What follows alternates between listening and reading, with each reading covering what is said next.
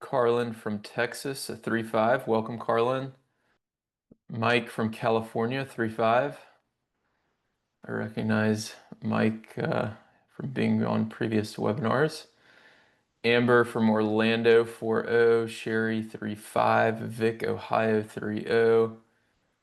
Sora in Indiana is a 5-0. Okay.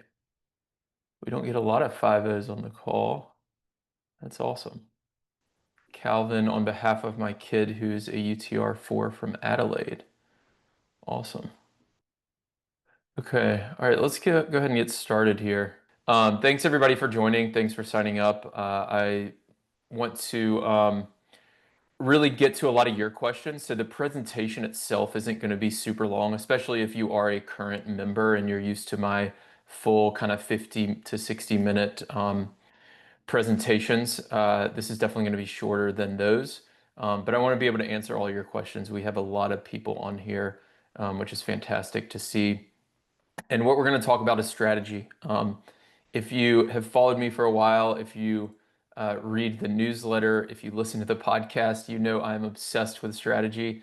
And even recently, I was just in Atlanta last week for a doubles camp, and I still feel like so many club level players just have not, I guess, heard my message or haven't let it sink in enough. And a lot of us are so focused on technique, and I really think that as adult club level players with other full-time jobs, we really should focus more on strategy, and we're going to talk about that today.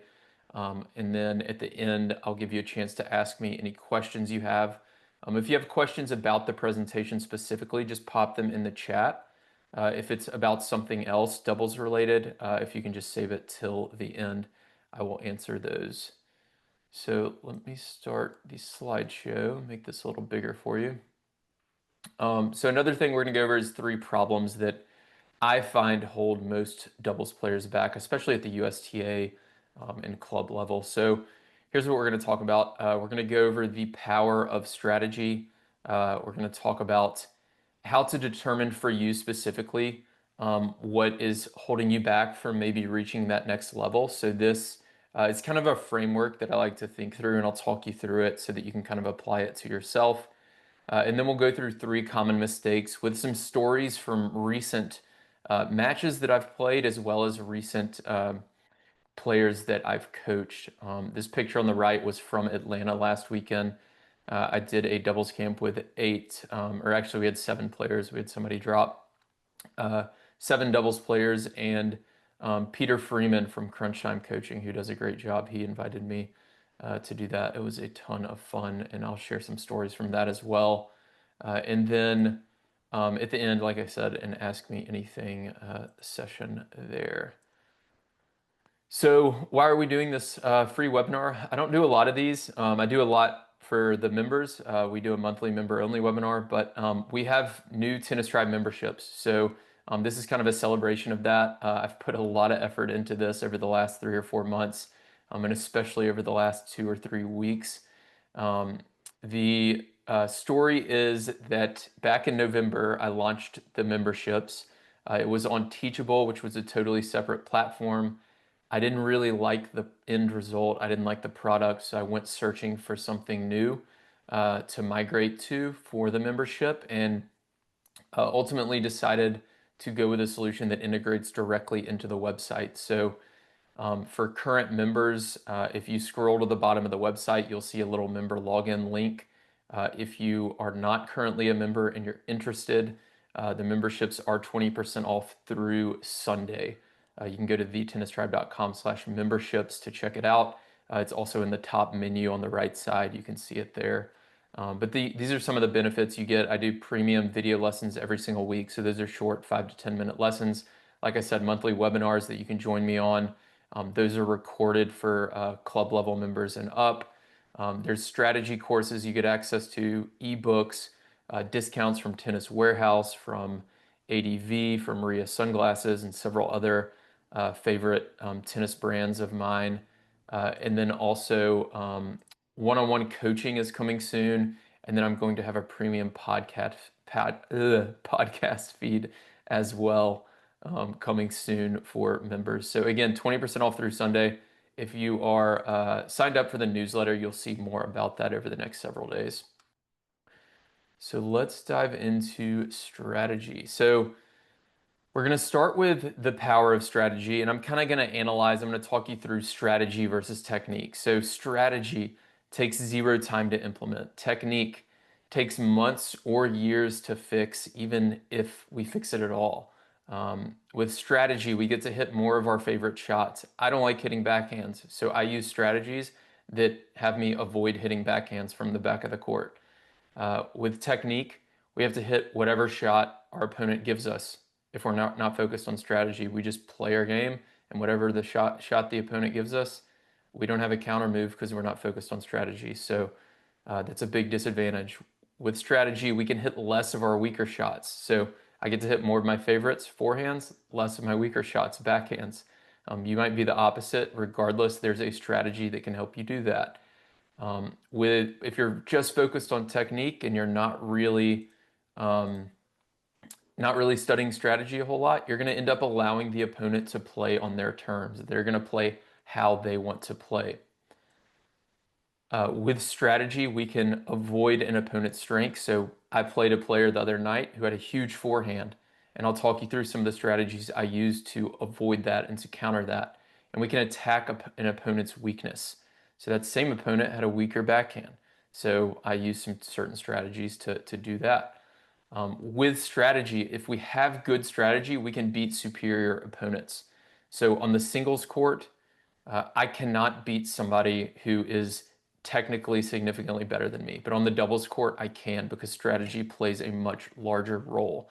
I've done this over the years. I've taught players to do this over the years. I've played against Division 1 players and hung with them or beat them. I only played Division 3 college. So you can beat higher level opponents with strategy. If you only focus on technique and ignore strategy, then you're only going to win when you hit a better ball, when you have better technique, when you're more talented than the opponent. Ideally, we have a combination of the two, but I'm going to talk about why technique is so difficult for people like us. So, what is strategy? We just went over all the reasons it's so powerful. Um, there's 3 things that it comes down to for me. So, number one is, uh, oh, it sounds like somebody is not muted. There we go. Okay. So what is strategy? So for me, it comes down to 3 things: position, movement, and shot selection. So if we look at the bottom right image there, the serve team on the near side who won the Australian Open, Henry Patton serving Harry Heliovara at the net, they're using I formation. So this is a positioning strategy, right? We can use different serve formations. We can also use different return formations. So that's a really great way to use positioning to improve your strategy. Movement is where do we move once the ball gets going, once the point gets started. So out of this I formation, they might follow these green arrows. They might go, Harry at the net might go to the left, Henry at the back might go to the right, or they can do the opposite. There's lots of different options after the serve lands in play. And then it looks like a couple more people are joining. Let me let them in real quick. Okay.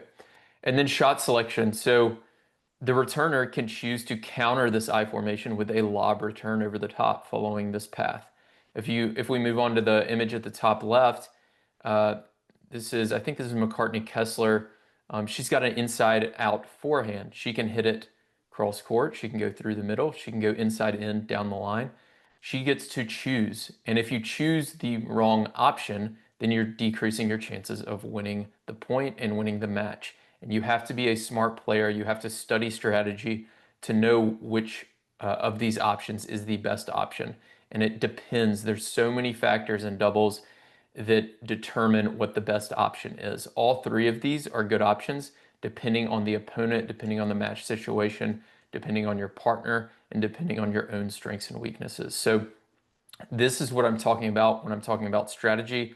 Obviously, technique is totally different. That's trying to learn a topspin forehand, trying to learn the continental grip on your serve, trying to add miles per hour to your serve, trying to add spin, trying to learn a slice backhand. All those different things are technique, and they're very difficult to learn because they take lots and lots of time. They take months or years to master.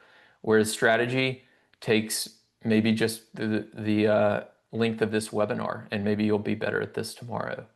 So, how do we figure out what's holding us back? It can be strategy or technique, likely some combination of both.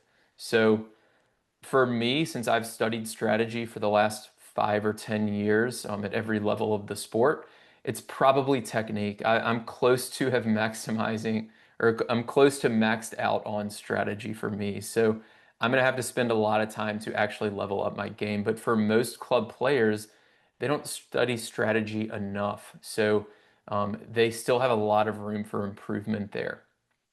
But if you're going to choose technique, let's talk about that for a second. How many lessons do you take?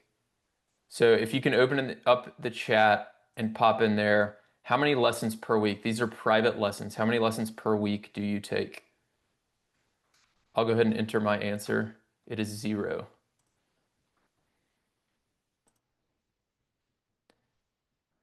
Uwe says 1 per week. Lauren says 0. Joseph 0. Vic 0. Mike says used to be 1 a week, now none. Sherry once a week. Esther 0. Hank 0. Carlin says occasional. Risa 0. Raymond 0. Amber says 2, but with other people. Okay. 1 per week, 0. So we have one person that says 2 with other people. Everyone else is mostly at 0. A few people say 1. So if you are not taking at least one private lesson per week, and it needs to be with a good coach, then you're really going to struggle to improve your technique. On the right side is an image from a picture I took from the doubles camp in Atlanta, and that's Peter speaking. He's a master on technique. So if you have technical questions, go to him. I've gotten better at it, but he certainly knows more than I do.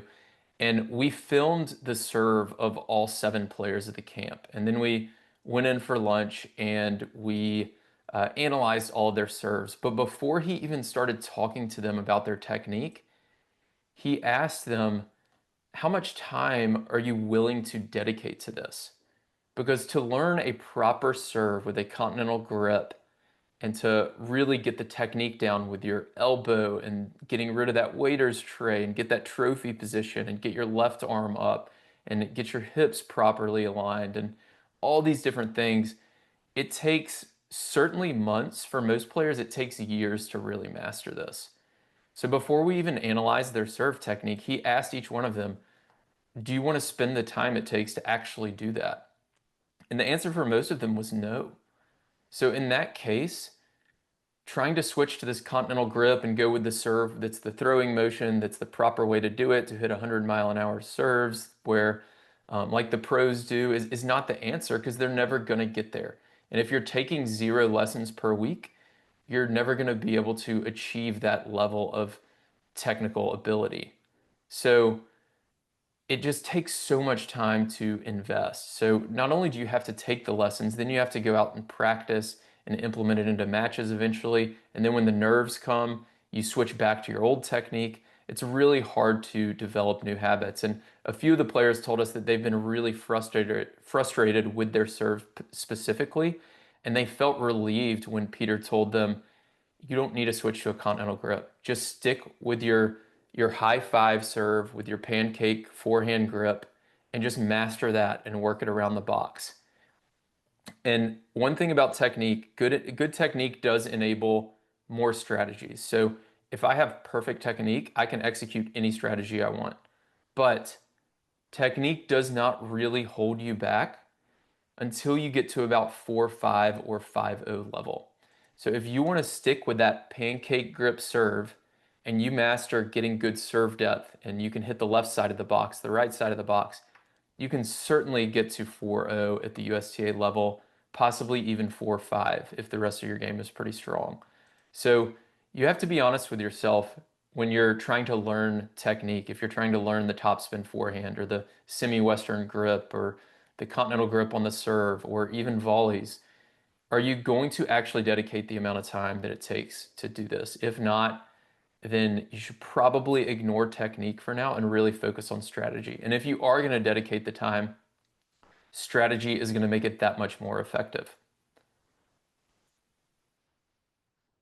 So now I'll go through the three mistakes that I see. These are the three most common mistakes I see with doubles players, and it's really at every level.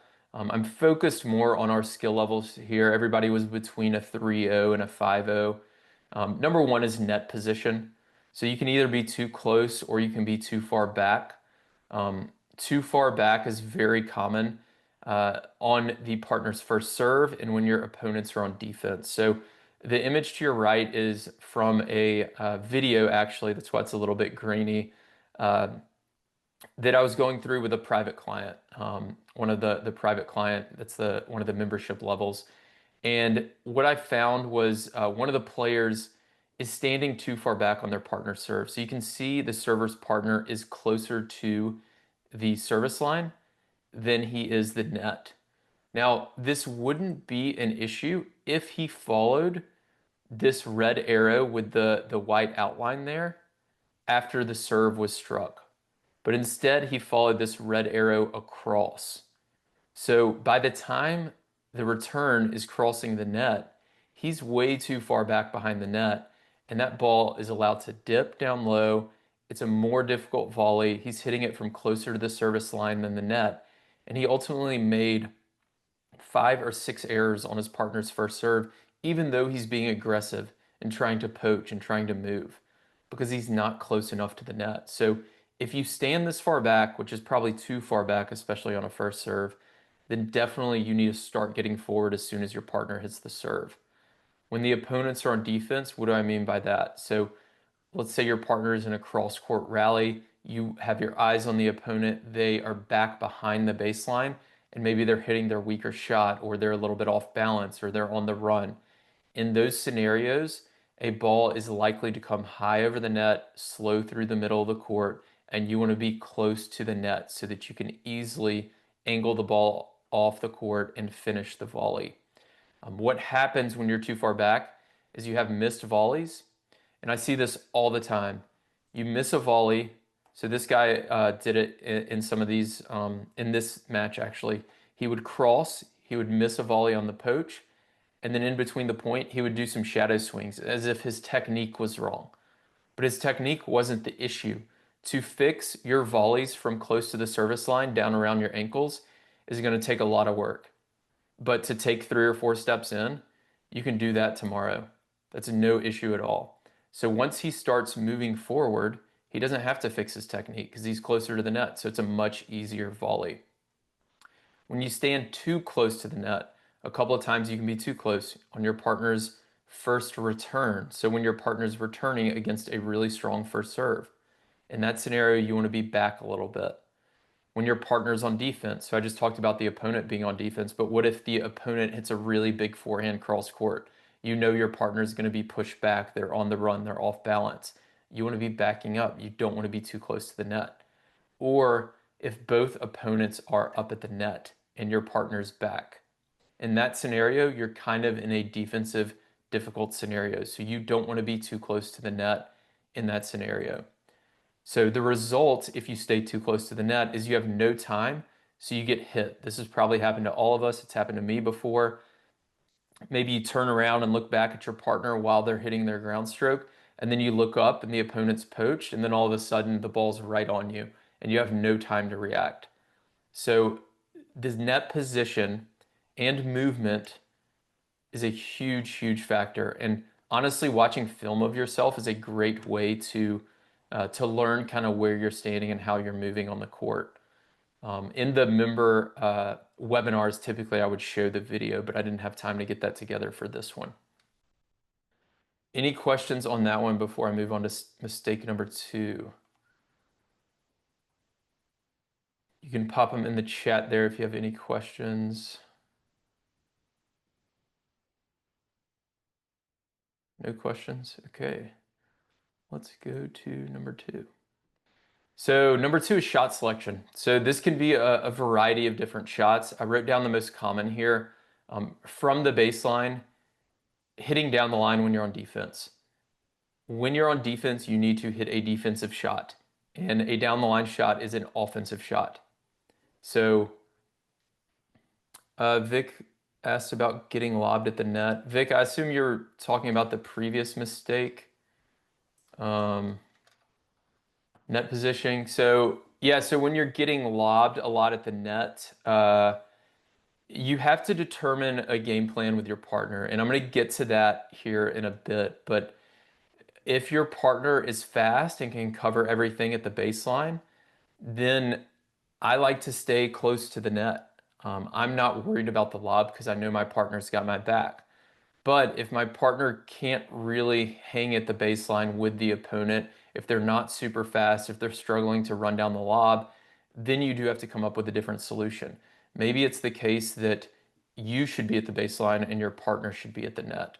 Or maybe it's the case that you should play a little bit further back if you have a good overhead, hit a few overheads, then the opponents might quit lobbing. You also want to figure out how they're lobbing in the first place. Most players have a weaker lob either off their forehand or backhand wing, so you can figure out which one of those lobs is weaker and see if we can attack that. So there's a lot of different factors there. Net positioning is one of them, but if you keep getting lobbed, there's other ways to handle that as well. So let's move back to shot selection. So from the baseline, again, down the line defense. So this is a really common one. I'll see somebody on the run, especially in the deuce court. If you're running, have a running forehand, a lot of players like to hit that down the line winner in the deuce court if they're right-handed. So that would be in this area of the court or this area at the bottom right. And it's just a low percentage shot. When you're on defense, you need to hit a defensive shot, which is generally cross court and generally a lob. Missed approach shots. This is something I've been talking about a lot recently, and they drive me crazy. I can't stand when players go for too much on approach shots. Approach shots are hit from what's called a transition zone around the service line area. And the point of a transition zone is not to finish, it's to transition to the net where you can finish. So we're not trying to hit winners on our approach shots. We want to go for big targets, go through the middle, go cross court. That doesn't mean you can't hit big, but go for big targets and do not miss your approach shots. So lots of poor shot selection on approach shots, trying to hit winners down the line, trying to go too big and just missing. And then from the net, inside out backhand volleys is one I've talked about a lot over the years. So that's when you're poaching from the deuce court during an ad court rally. So in this image to the right, if the net player on the near side went to his left to poach and he had a backhand volley, a lot of coaches will teach you when you poach, I want you to hit it at the other net player. But I see so many errors on this backhand volley poaching during an ad court rally. When this player shifts to their left, they get a backhand volley and they try to hit it to their left inside out. It's very awkward. You have to get your elbow around. It's a very difficult volley. So I've started to train my players the last several years to actually hit a short drop volley to their right. Now, some players have this inside out backhand volley. I'm not saying you 100% shouldn't hit it, but if you're making a lot of errors on it, I would question your shot selection and maybe try to work on that volley across your body back to the right that's short of the player at the baseline hitting. Another one is overheads. So people tend to miss overheads in the net.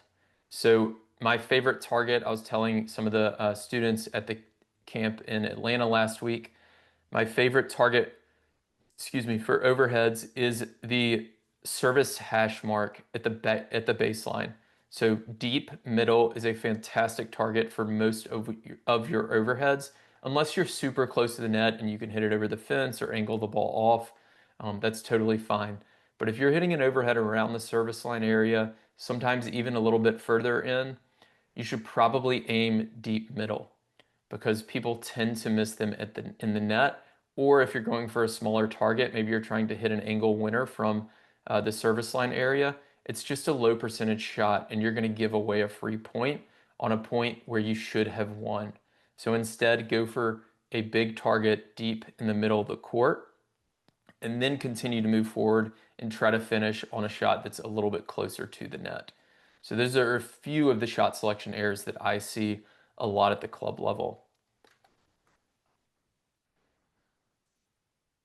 And then last, mistake number three is not having a game plan. So I see this probably more often than not. It's something I'm trying to change in club level doubles, but people for some reason have this resistance to using serve formations. They have resistance to using return formations and playing two back on the return, which can be great at times. Players don't make adjustments. So if you lost a set 6-3 or 6-4 and you think you just need to play better, a lot of the times that's not the case. We need to be making adjustments between sets. Um, Losing a set 6-3, 6-4 might seem like we can come back from this because it was only a couple of points here and there, or if I just won that deuce point. But in reality, making adjustments is going to give you a better chance to win. So we've got to be making adjustments in between games, in between sets, in between points. And then communication with your partner. So last week at the doubles camp, I mentioned this on the podcast earlier today. If you listened to that, um, we had 7 players sitting around the table, and we went over some 10-point tiebreakers that they had just played. And I asked them, how many of you poached at least once during the 10-point tiebreakers when your partner was serving? And all 7 of their hands went up. And then I asked, how many of you told your partner who was serving that you were going to poach? And only 1 out of the 7 people raised their hand. No communication with their partner in between points, especially on your serve. You've got to huddle up with your partner or at least use some hand signals to create game plans and to call your serve locations if you're at a higher skill level. If not, at least be calling the movement of the net player, and then the server will cover the line or do what they have to do based on that call. But you've got to be communicating with your partner, especially as the serve team. One thing that can help with this partner communication and having a game plan is before the match, talk with your partner and decide who's going to be our dominant net player and who's going to be our dominant baseline player. This is the simplest framework I can create for a double strategy for you. And typically at every single level of doubles, the exception is probably ATP doubles. But even these WTA players, on the right side of the screen, you see Danielle Collins and Desiree Krafchick. This was at the Australian Open, talking with their coach before the third set.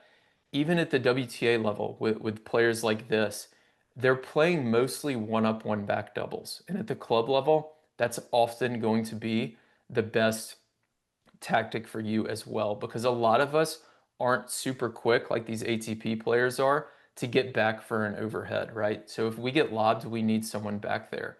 So one up, one back is going to be a great situation for you. And you have to decide, are we better with you at the baseline and me at the net, or me at the baseline and you at the net? And then you can use some of these formations and make adjustments to make that happen on a regular basis. Any questions about this mistake or mistake number 2? I didn't really ask if you had questions about that as well. Is the Australian formation easier to execute than the I formation? Yes, in a sense it is. Usually I'll have players do I formation as long as as long as the net player can get down low into that crouch position. So if you've had like a knee replacement, or if you just don't have great mobility and you can't kind of squat into that crouch position, then go with Australian. If you can do that, I prefer I formation. There's a lot of reasons for that. I won't get into all of them here, but it just gives you a bit more optionality, and it causes a bit more uncertainty from the returner, which can create a lot more return errors. But you have to run it the right way. At the Atlanta doubles camp, one of the ladies there, she was about a 3-5 player, and she said, "Well, I formation never works at the club level. Like we don't. I try it all the time, and we always just get beat." And then we started to run it, and what she realized is she was never telling her partner which direction she was moving. They were running the I formation, but they weren't communicating, and they weren't actually creating a plan. So when you run these formations, you have to create a plan. But I prefer I formation, but Australian's great as well. And out of Australian, you can still poach and fake and run all sorts of plays. Natasha, what does the server need to cover when the net player tells them they will try to poach? So when the net player is poaching, the server will typically go to the opposite court. So if I'm serving to the deuce court and we call to poach, I'm going to serve and then I'm going to shift to my left. Now, generally, depending on the opponent, I'll stay kind of middle and be ready to get over to the left if I can, because a lot of times a lob return might come, or if my partner just is a more timid net player. One of the common issues with poaching at the club level is players tend to poach a little bit late, so the ball gets by them anyways. So you might serve and just stay kind of towards the middle a bit more. But if they poach the right way and get there early, then you need to shift over and cover the line. If I'm the dominant net player, what tips do you have for me when I am serving? My partner is the net player. You have a few options. So one option is you can bring your partner to the baseline if they're a liability at the net. In general, for you, Corinne, this is going to be your most difficult game to hold serve. So if you're the dominant net player, you'll do a better job with your partner serving. So if you all serve first, have your partner serve first every time. Even at the beginning of a new set, have your partner serve first. When you're serving, if they're not a liability at the net, if they're still helping you at the net, then I would leave them at the net, at least on your first serves. If they are a total liability and the opponent's hitting at them at the net and you're losing the point every time the opponent hits at them, I would bring them back to the baseline, and then you can either serve and volley or serve, and then first chance you get to the net. I know this serve and volley can be difficult depending on your skill level, but Go someplace else. But one thing you can do is serve and then tell your partner to kind of cover any balls that come through the middle. And that way, as your partner's hitting that ball in the middle, then you can move forward. Carlin asks, with the I formation, don't you have to be pretty accurate with your serve as to where it will land? Not necessarily. I was just teaching this in Atlanta last week with some 3-0 and 3-5 players, and if you can divide the service box in two and try to serve either wide or T, so basically to the opponent's forehand or backhand, you can start to call plays that way. But as you run it more, if you can pick up on the returner's tendencies, then you can adjust the way you move accordingly, and then your serve location doesn't matter as much. So really, the answer to that is not really. I think you can really make the proper adjustments even if you don't have great control over your serve. So I'll give you an example from last week. One of the players in the deuce court had a really good backhand return down the line, right? So I had our team run I formation. I had the net player shift left. If you can follow me kind of in your head here. I had the net player shift left, so they're shifting basically back to regular formation. And the server served down the tee, not intentionally. We weren't even calling serve locations. And the net player got beat. The backhand return went down the line so fast that the net player just didn't get there in time. So what we did after that happened twice is I said, all right, we're gonna run that play again, but I want you to get there 2 seconds earlier. And eventually we got there early enough and knew the backhand was coming there, and they got the volley. So if you can notice how you're getting beat and make those adjustments. In that scenario, we just had to run the same play, but we had to leave earlier as the net player. Then you'll be able to run it regardless of the serve accuracy. Another thing you can do is a contingency play where you move in a certain direction based on if the opponent has a forehand or backhand return. It's a little more advanced. I have some premium lessons on it for members, but that's another option as well if the serve is not super accurate. Any other questions? We are to the AMA section, so I can hop on the whiteboard behind me and answer any questions you have. Again, just a reminder, the Tennis Tribe memberships are 20% off through Sunday. There's the URL for that. If you just go to the homepage, you can find it at the top right. Um, and again, there's just tons of, we do a monthly webinar, weekly lessons, product discounts, all sorts of benefits that you can find on that page there. So check that out if you found this helpful and if you want to improve your strategy. Any other questions for me before we hop off here? Wendy asks, how do you adjust if you're getting beat by players who hit everything hard, low, and deep? We tried coming in, but they hit everything at our feet. Um, that's a good question. I'd probably need more information to answer that. If you're getting close enough to the net and they're still able to dip it at your feet, which would surprise me, depending on your skill level. A lot of times, if you're getting beat by your feet when you're at the net, then you're not close enough to the net. So you're allowing the ball to come over the net and then dip down low. I'll get to these other questions here in a second. So one option would be to play two back. If they're hitting the ball, it's rare that they hit the ball low over the net and deep in the court because usually you have to hit it high over the net to get the ball deep. You can't hit it low and hard enough to get it to land deep in the court. So I'd be surprised if that's happening, but if they're keeping it low over the net, then you can play two back or play back and play one up, one back and have the baseline player hit more defensive shots and more lobs. And usually if somebody hits the ball hard, eventually they're going to make a mistake. So you almost have to have your baseline player basically just hit high lobs and push against them. And then have the net player play really close to the net. That way the ball can't, as it crosses the net, it can't dip down low at their feet. So you want to make contact with that volley as soon as it crosses the net. And like I talked about earlier, figure out who that baseline player is and figure out who the net player should be for your team. Which one of you is going to be stronger in each scenario? Can you explain staggering for a 3-5-4-0 level? Yes, I can.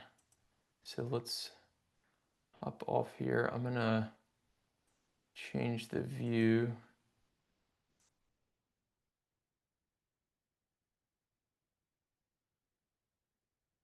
Okay.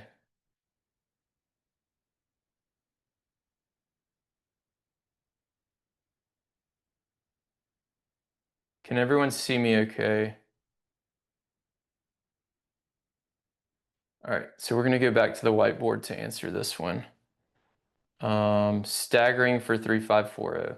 So I assume this is from SY iPhone. I don't know your name, sorry. I assume you mean the stagger formation when both players get to the net. So what that looks like is this. So if the ball is here and me and my partner at the net, the cross court player will stay a little bit further back to cover the lob because the cross court lob is easier than the down the line lob. Why is that? The cross court lob has simply a longer distance to miss into. So if I hit a lob cross court that lands here, that same lob hit down the line is going to land here. It's going to land out. So it's more difficult to hit down the line, the lob. So this player down the line from the ball can play closer to the net and kind of cover middle a bit more, depending on the scenario. And the player cross court needs to stay back and cover the lob. And if they do get lobbed down the line, this player would be responsible for covering that. It's a good formation to use if you do both get to the net. There's a lot of exceptions to it though. In doubles, there's always exceptions to all these rules. A lot of times when I play, especially if I play with somebody older who might be slower than me, I just cover all the lobs and I tell them, you just play really tight on the net and I'll run back there and get it. So if you have one player that's really speedy, then it might change. If you have one player who's a lot taller, it might change. It really depends, but that's how the stagger formation works. What about players that keep lobbing the net player? We keep switching, but it was exhausting, LOL. That's a good question, Cherry. So this happens a lot. There's a lot of options out of this, and I actually did a whole member webinar on this, how to beat pushers, and we talked about different strategies you can use to beat pushers or teams that lob a lot. Assuming you play one up, one back, The first thing I would tell you is get your stronger baseline player at the baseline hitting against the lobber. That's the first thing to do. So if you have your stronger baseline player up here, I would put them back and then try to have this other player come up to the net and try to pick off any short balls. One thing you can do is figure out which side of the court they're better at lobbing from. So if this player returns from the deuce court, it's likely that they like hitting forehands. It's likely that they like rallying from the deuce court. So if I can lob them down the line and shift them to the ad court, they might be a little less comfortable here, and maybe the lobs will start landing a bit shorter, or maybe they'll miss a few. So that's one good option. Another good option is to hit the ball short and try to bring them forward. What they're going to do is they're going to hit the short ball and then retreat. And when they hit the short ball, if you can take this shot really early and hit it with depth, you'll be able to hit it down at their feet as they retreat. So that's a really good play. It's a little more maybe advanced or technically difficult, but it's a good play. If you can bring them all the way to the net, that works as well. Another option is to go at the net player. You can also play two back and just stay patient. With players who lob a lot like that, they rely on your errors. So you really have to stay patient with them and figure out, are they better at lobbing off their forehand or backhand from deuce or ad, and then slowly start to figure out what those weaknesses are, and you'll be able to attack them a bit more. Natasha, would you consider a camp for high-level juniors? Yeah, shoot me an email, will@thetennistribe.com, and we can chat about that. I know a lot of you have asked for camps recently, and I'm trying to get the membership done, and once that's done, maybe I'll have some time for more camps later in the year. On the membership, I own the 4 courses on Teachable. Are those going away? No, they're on the website. So that's a good question, Mike. So the 4 courses are on the website, and you will have a login. If you haven't received an email with instructions yet, you will in the next day or two. For now, they're still live on Teachable as well, but I'm slowly kind of moving everything over. But they are on the website and Teachable right now. I just have to make sure that your account's set up on the website.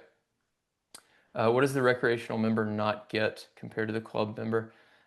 So let me go back to the beginning.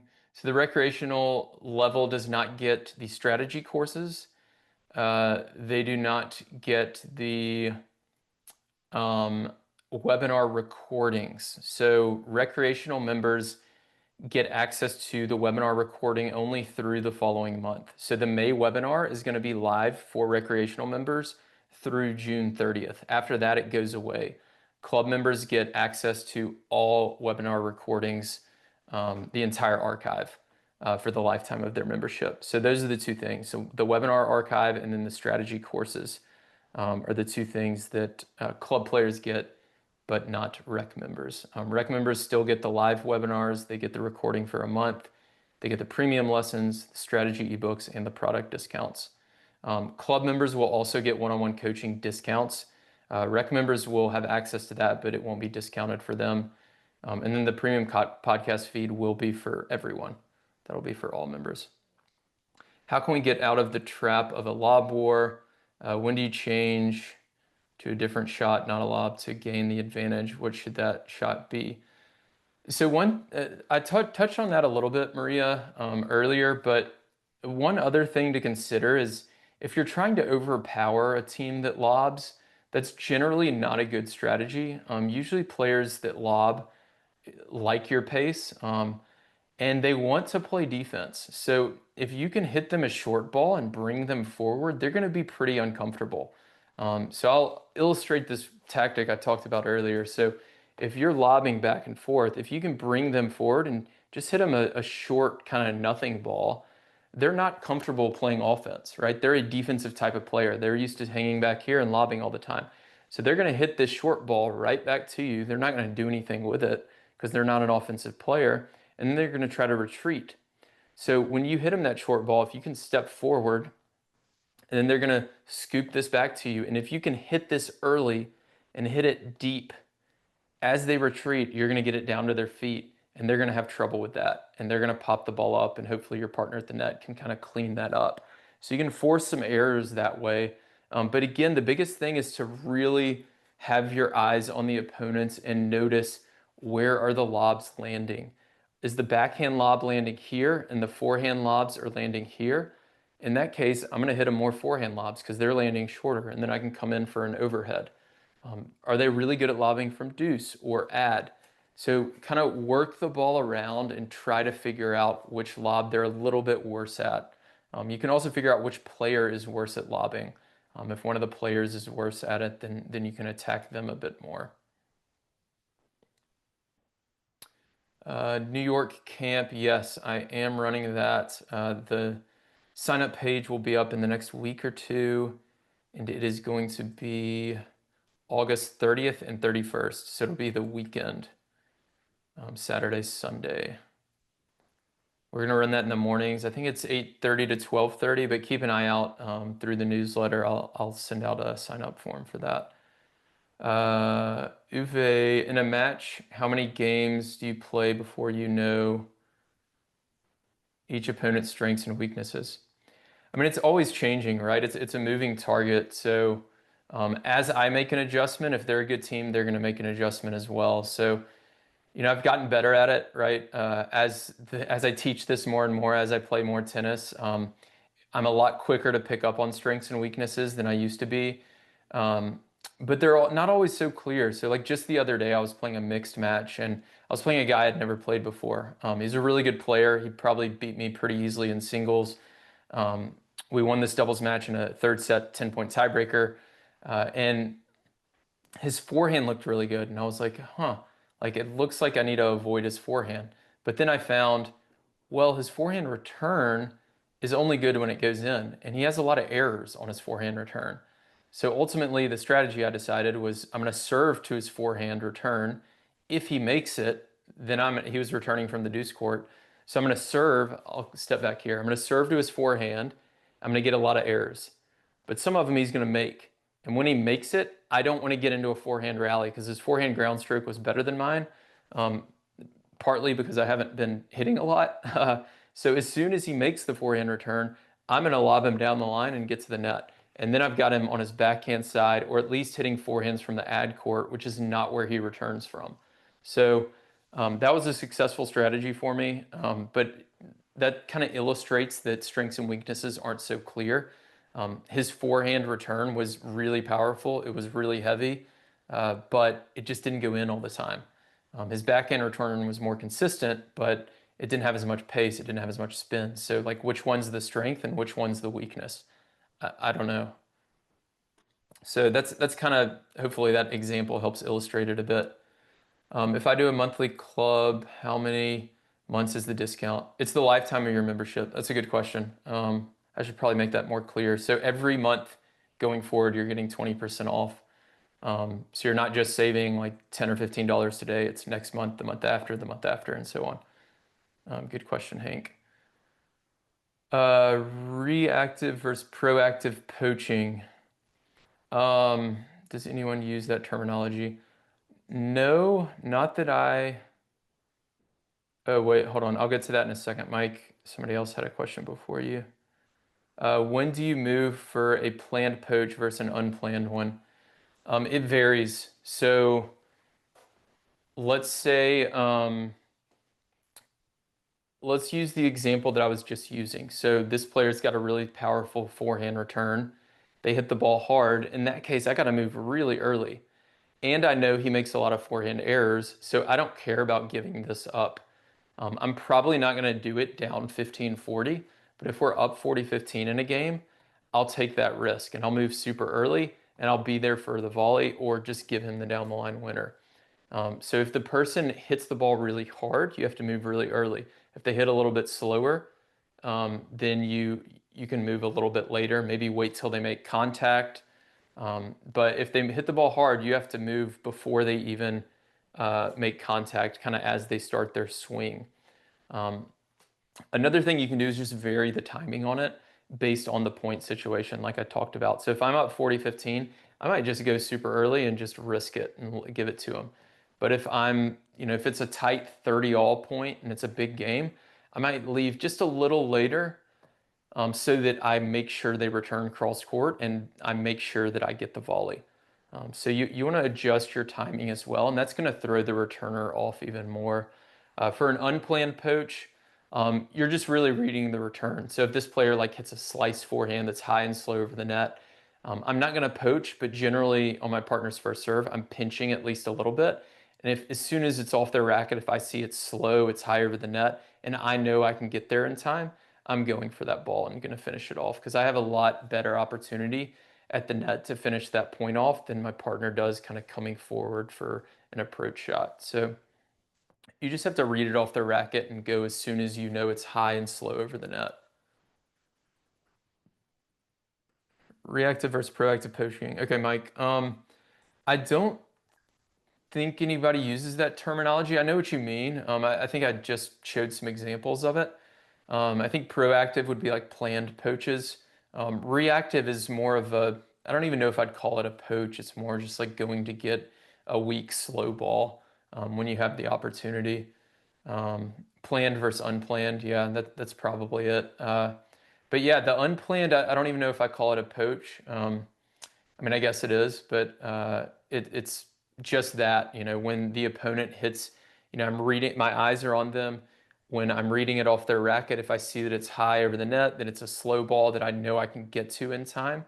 And especially if I can make contact as it crosses the net, I'm going immediately and I'm after that ball because that's a very good opportunity to finish the point off. A planned poach, my partner and I are planning it. On their serve or on my serve. And I talked about just a second ago, my movement's going to be based on all of those factors. Even during a rally, I'll plan a poach in my head. In that scenario, you're not calling it with your partner. But if my partner's in a cross court rally, right, and let's say it's a bad matchup, right? I feel like the opponent has a much bigger forehand or much bigger backhand in the ad court than my partner does. I might try to poach really early in the rally so that they don't get stuck in that rally. And what that's going to do, even if I miss the volley, it's going to put some doubt in that opposing baseline player's mind, and it's going to force errors throughout the match. So I like to move a lot at the net, not only off of the serve, but also during the rally for that reason.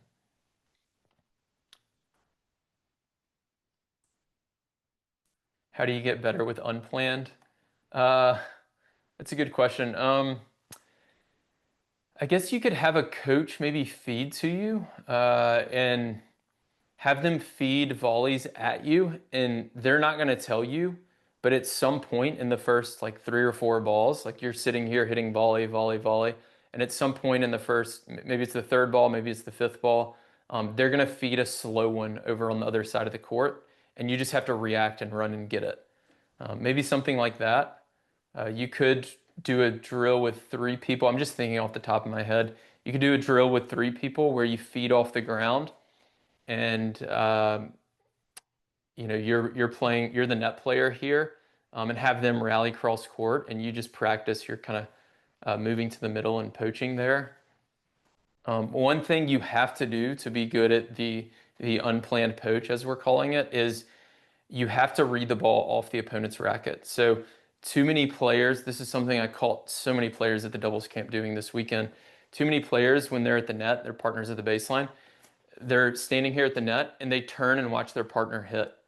If you're doing that, you're not going to be good at these unplanned poaches. You've got to have your eyes on the opponents.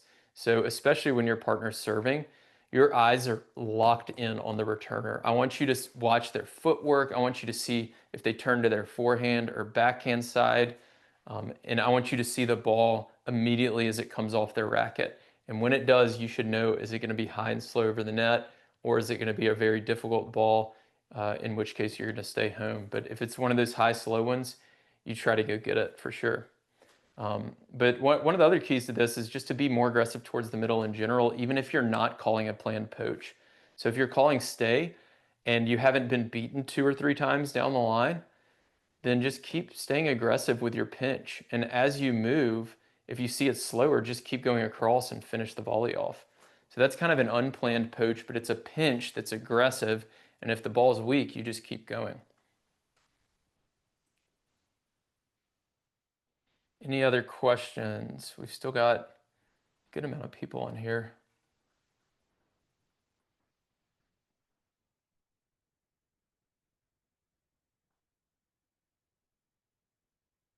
Any other questions before we hop off? Okay, I think we'll stop there then. Cool. Well, thank you all for signing up for this. This was a ton of fun.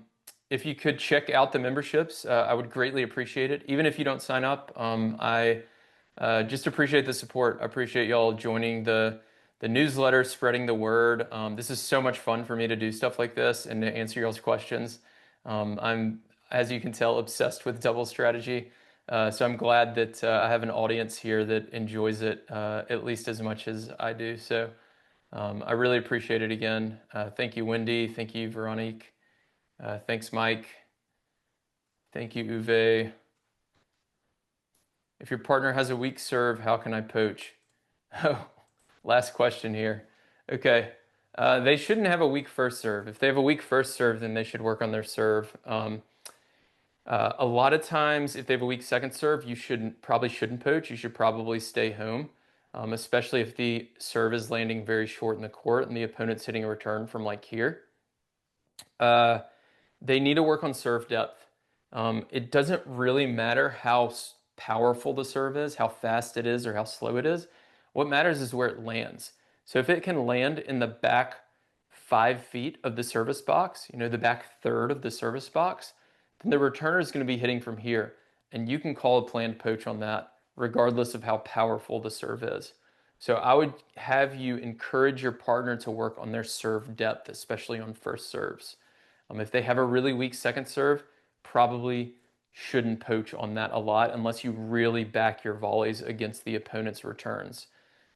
I like to poach even if my partner does have a weak second serve, but I love being at the net. I have very quick reaction volleys. That's one of my biggest strengths as a doubles player. So I have no issue with someone ripping a short forehand from here right at me as I poach. I actually kind of enjoy that. And even if I miss the volley, it still creates that little bit of doubt in their mind. So ultimately, what it does is they're gonna they're gonna think about me poaching on that weak second serve, and next time they get a weak second serve, they might go for a little bit bigger angle and miss, or they might try to hit it a little bit harder and miss in the net or miss long. So sometimes I poach and miss a volley, and I get more points later on, even though I missed the volley. Good question. Thanks, Uwe. Thank you, Liz. Thanks, Corinne. Yeah, hope to see you in New York. It's going to be a really fun camp. We're already planning a lot of the drills, and I'm actually going to be doing some presentations like this up there as well. If the serve is wide, is the return more likely to go cross court or down the line? Good question. That depends. So if we take somebody out wide, if they're stretched wide, it's more likely to go down the line because you can't catch up to it. So you can imagine, I'll grab my racket here. So you can imagine if I'm on the full stretch, like if I'm leaning all the way over here, it's hard for me to catch up and get that ball cross court. Now at the club level, if you're a 3-5, 4-0 player, even 4-5, usually the serve's not fast enough out there for them to be late on this forehand down the line. So what's more likely to happen is this ball is going to come cross court. So in that case, a lot of a lot of coaches will teach you on the wide serve, follow the ball here. I don't like that advice at all, actually. I like to pinch here because on the wide serve, the return comes back through here. So if you come here, you're going to get an easy forehand volley that you can take through the middle or take back behind the opponent. I would really encourage you to let them beat you 2 or 3 times before you even think about moving over to cover that. And we're talking about first serves in that scenario. If they have a very short, easy forehand, then it's a different scenario. Thanks, Harlan. Thank you, Joseph. Awesome. All right, we're going to close it up there. That's an hour. Thanks, everybody, for hopping on. Again, check out the memberships. Even if you don't sign up, like I said, I really appreciate you checking it out, and I appreciate all the support. And I will hopefully talk to you again on a member webinar soon.